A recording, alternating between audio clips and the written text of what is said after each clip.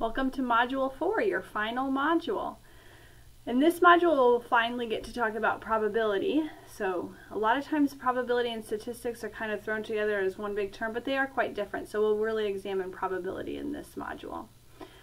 Currently, it's a middle school topic. I say currently because it does kind of move around depending on which standards you're looking at or when those standards were released. But currently it's a middle school topic, but that doesn't mean it's not something that can be addressed in elementary school. So you might not be finding probabilities in elementary school, but how can some of the words you use or the things you talk about help support some of the ideas that will help them to understand probability later?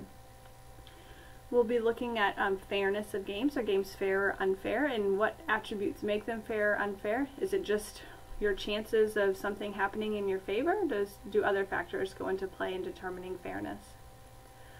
We'll look at lessons that teach probability or lessons that claim to teach probability, and what's beneficial of those lessons, and what are some important features of probability lessons.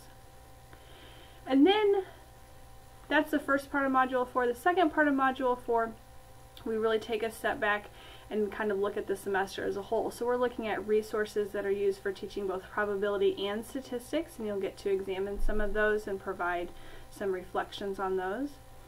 And then you'll reflect over the whole course. Remember those levels of understanding of statistics, A, B, and C.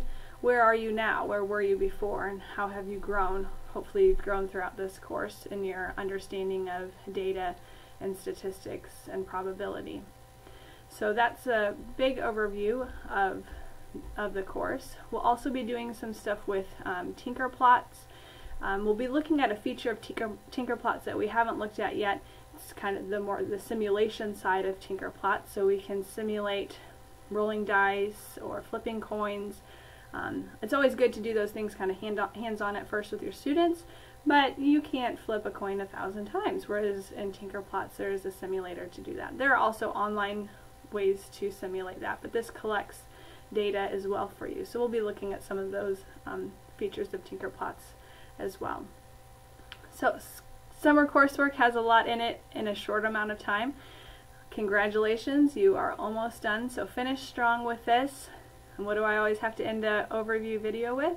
Remember to have a broader look at what you're learning than just how it applies to your classroom. Think about how it applies to your colleagues' classrooms and how the content in all of your classrooms helps to prepare students for learning about statistics and probability.